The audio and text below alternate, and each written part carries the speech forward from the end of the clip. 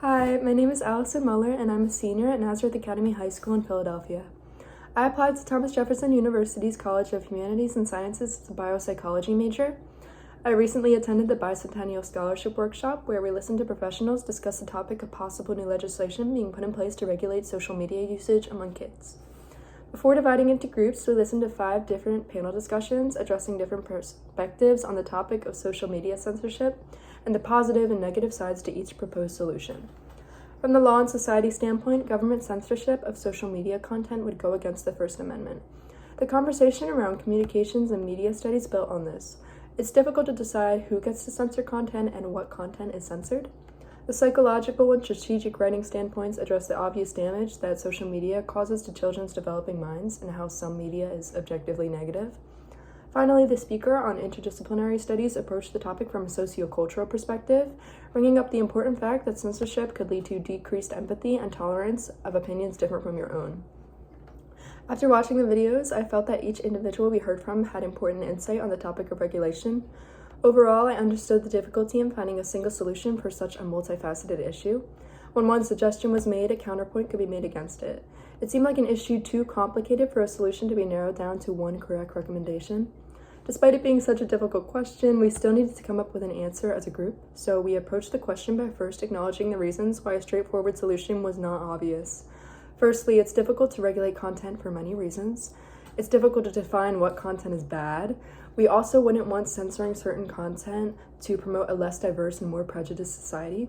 Blocking any content that doesn't align with your beliefs just makes you intolerant to any ideas that contradict your own. Our solutions included requiring legal authentication, like proof of a driver's license, when signing up for an app. It's not foolproof, so we also suggested rehabilitation centers or resources for people with social media addictions. The entire workshop was very collaborative. Firstly, each person who shared on the topic through a video or short in-person lecture had different ideas to add to the discussion.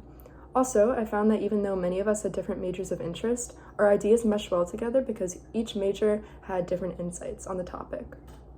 Once we were divided into groups of 3, I discussed with my group members about their thoughts on the topic. We were having difficulty identifying a clear solution to the issue of social media because each idea a group member suggested had clear counterpoints.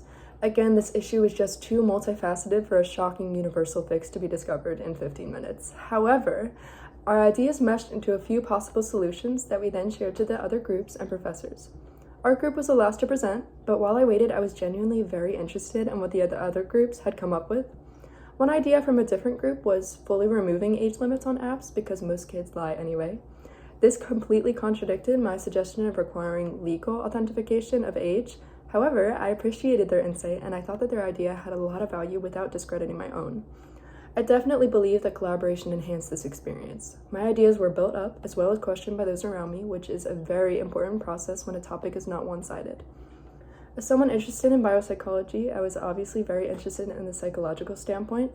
That being said, I found myself equally interested in what the other professors had to say on the topic. Because I was a little nervous presenting my group's idea, a memorable part of this experience was at the end of the workshop when our ideas were validated by the professors. I felt that each group bringing different ideas to the table sparked a lot of interest in me. I would not have thought of certain ideas if it weren't for the insight of my peers. While we may not have found a direct solution for the issue of social media regulation, I feel that the workshop was a great experience for individuals with different perspectives to collaborate and come up with many possible solutions.